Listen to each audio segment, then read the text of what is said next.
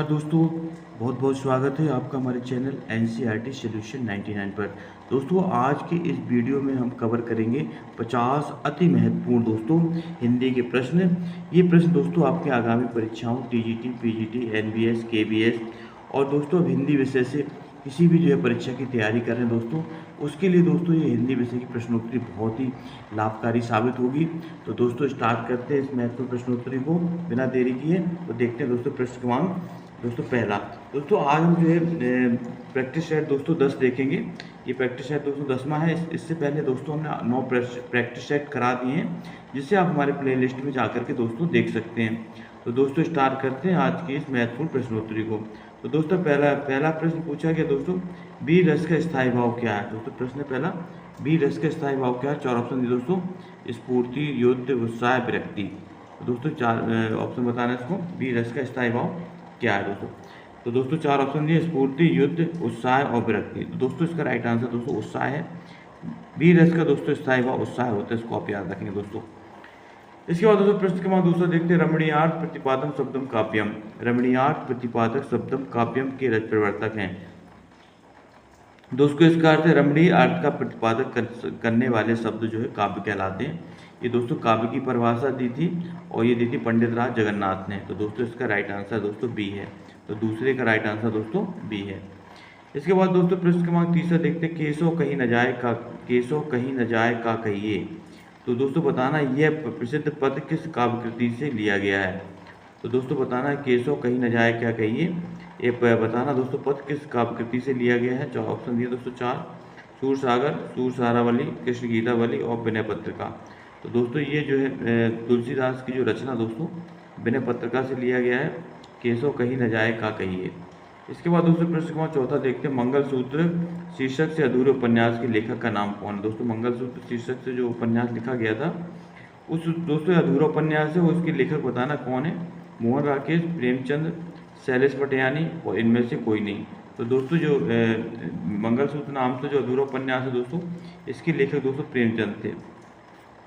और दोस्तों ये उपन्यास को दोस्तों इनके पुत्र जो प्रेमचंद के पुत्र थे दोस्तों, अमृत राय ने इसे पूरा किया था मंगलसूत्र शीर्षक से उपन्यास को। प्रश्न क्रमांक दोस्तों 5वां देखते हैं, इनमें से कौन सा शब्द शुद्ध दोस्तों बताना है। यानी, वाल्मीकि, उज्ज्वल और द्वंद्व। तो दोस्तों इसका राइट आंसर बताना है। दोस्तों 5वें का जो दोस्तों राइट आंसर है वो दोस्तों यानी दोस्तों इस तरह लिखा जाता है। वाल्मीकि दोस्तों गलत है, उज्ज्वल भी गलत है और द्वंद्व भी गलत है। प्रश्न क्रमांक 6वां देखते हैं दोस्तों, अमी हलाहल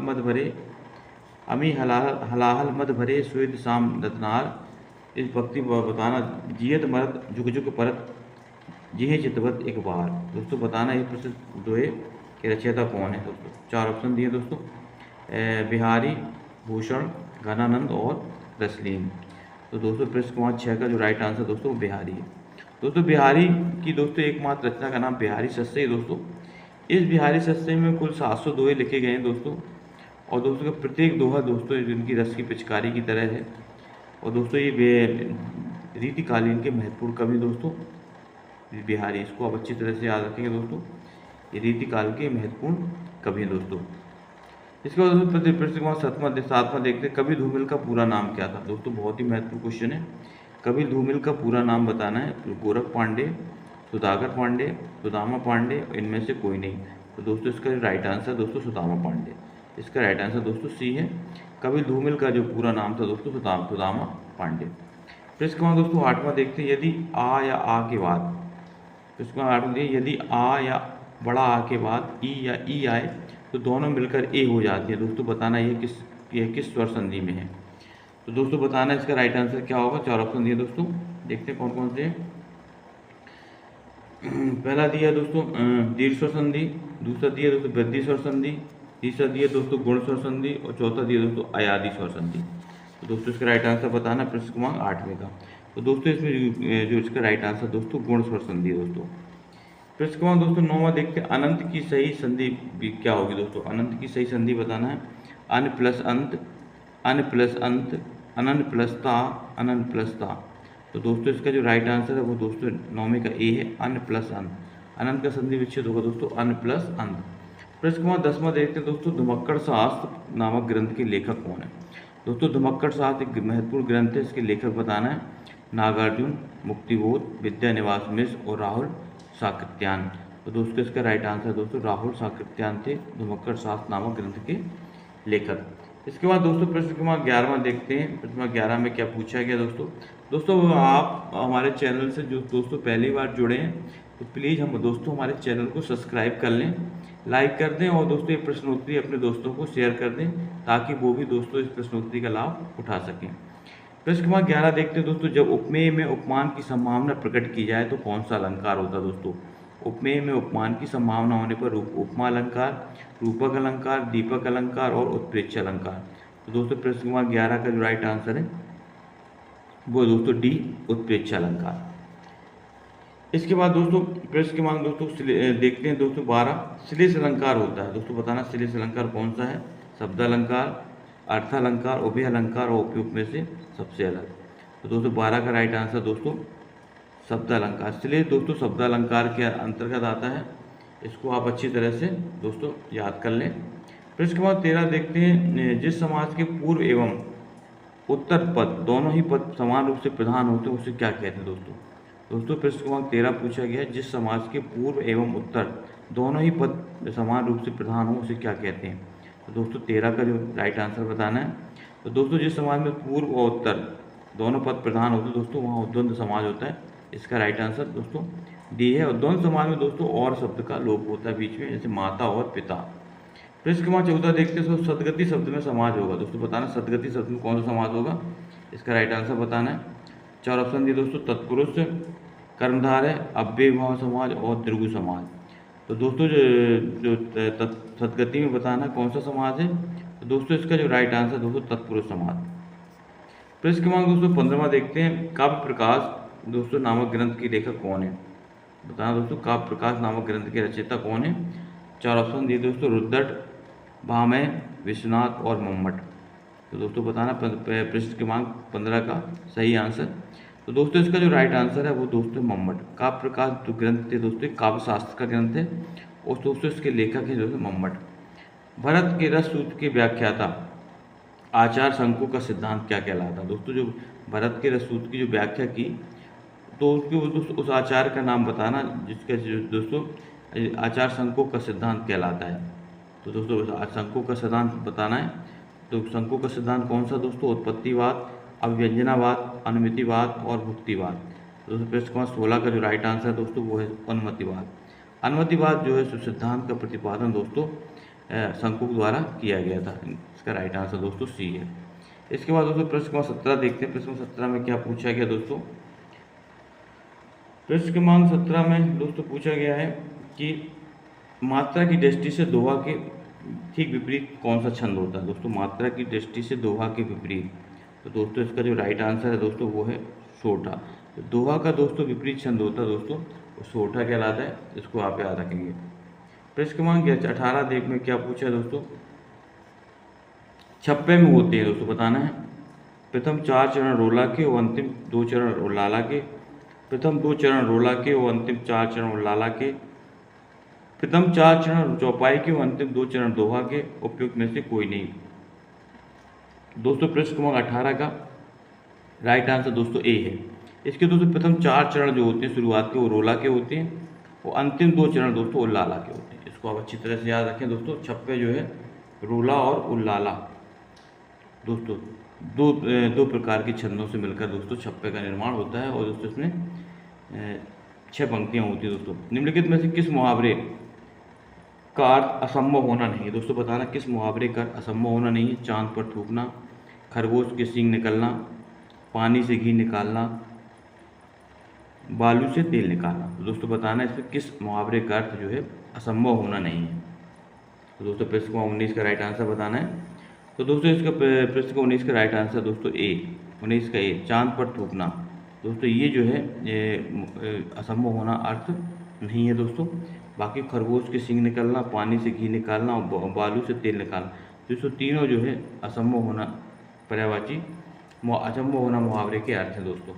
प्रश्न क्रमांक 20 में दोस्तों खेत रहना मुहावरे का शाब्दिक अर्थ क्या है। दोस्तों खेत रहना मुहावरे का शाब्दिक अर्थ बताना है। संपत्ति का बचा रह जाना, इज्जत बच जाना, वीर गति को प्राप्त हो जाना, शत्रु से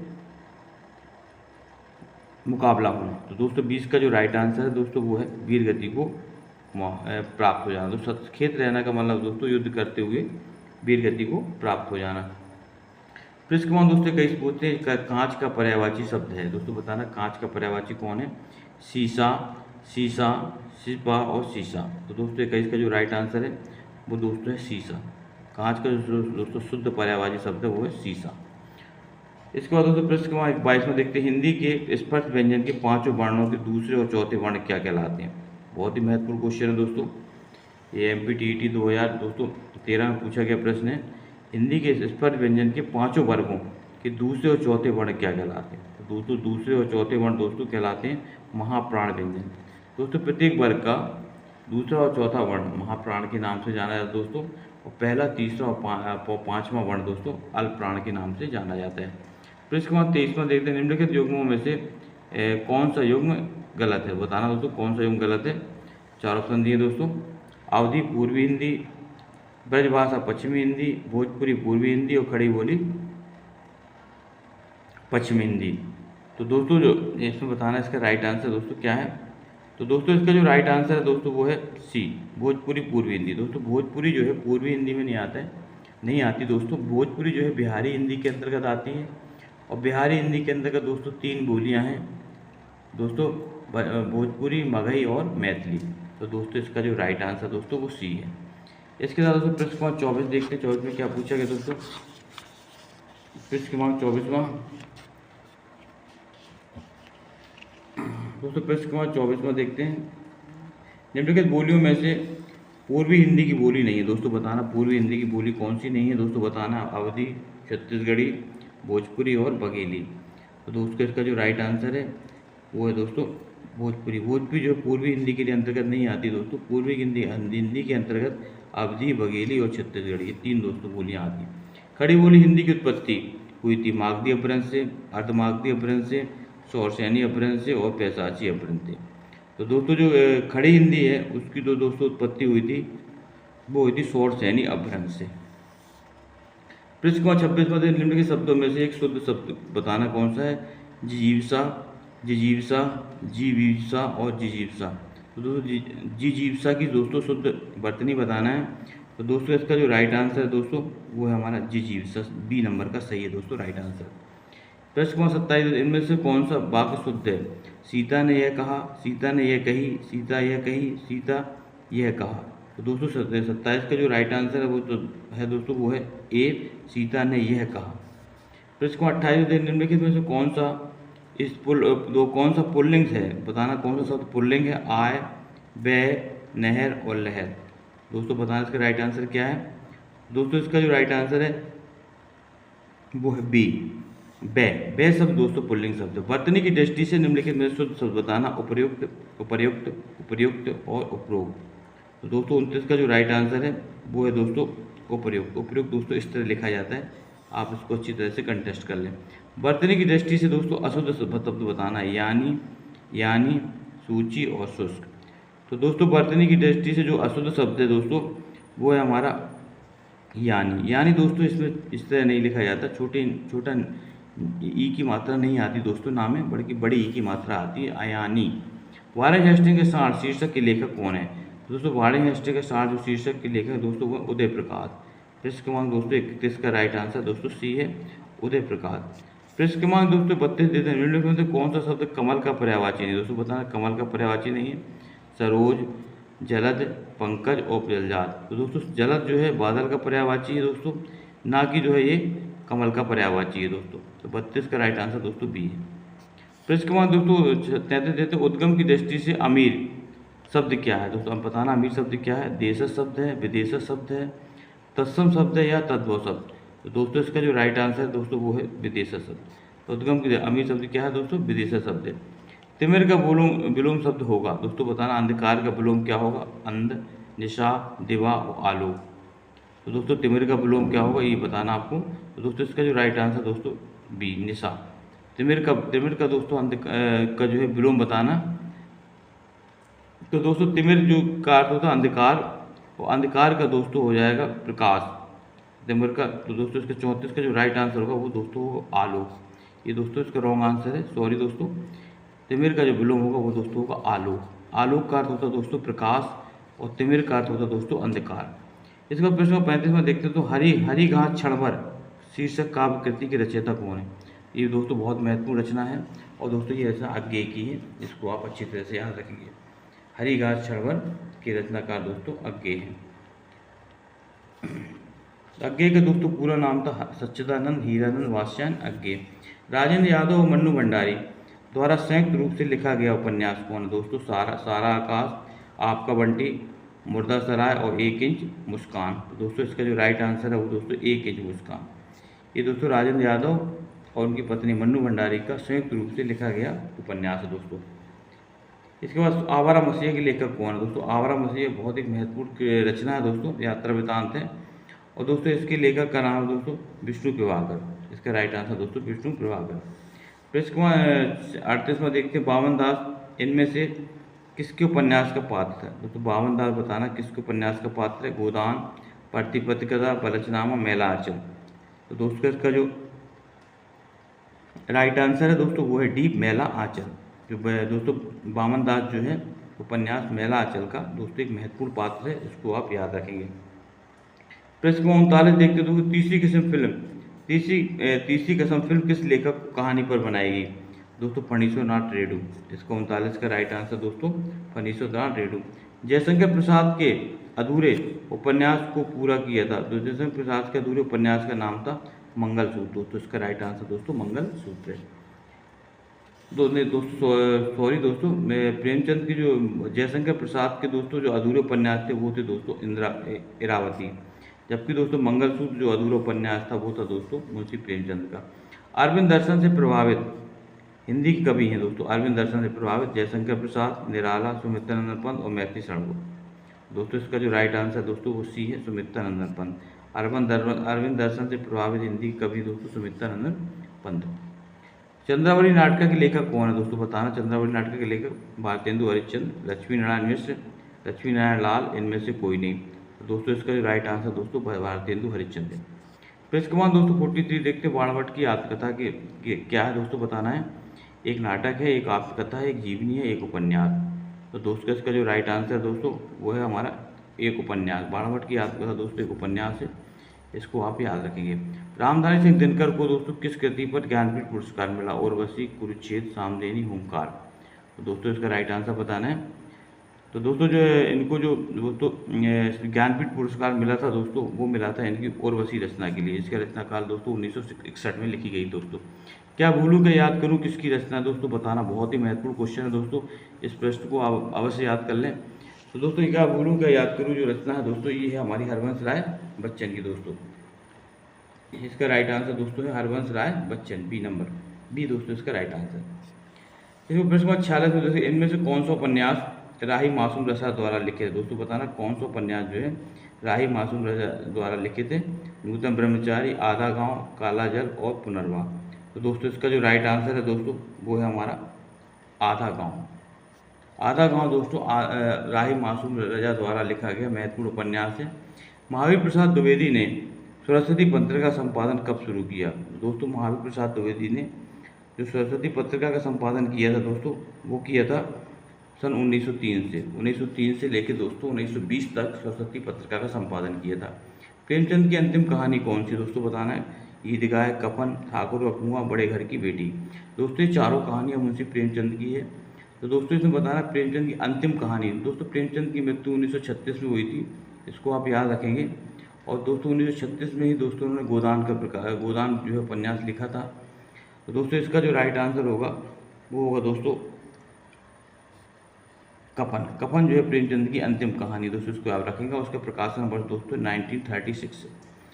बिहारी रीति काल की किस काव्यधारा कवि दोस्तों रीतिबद्ध, रीति सिद्ध, रीति मुक्त और इनमें से कोई नहीं। तो दोस्तों बिहारी जो रीति काल के रीति सिद्ध काव्यधारा के कवि है दोस्तों, इसका राइट आंसर दोस्तों बी है।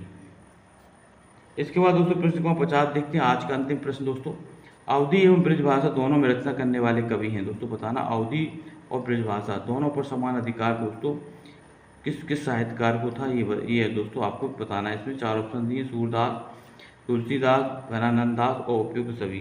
तो दोस्तों 50 का जो राइट आंसर दोस्तों वो बी है, तुलसीदास। तुलसीदास ने दोस्तों 12 रचनाएं दोस्तों इनकी प्रमाणिक मानी जाती हैं, जिसमें दोस्तों इन्होंने आधी रचनाएं अवधी भाषा में लिखी और दोस्तों आधी भाषा इन्होंने जो ब्रज भाषा में लिखी दोस्तों।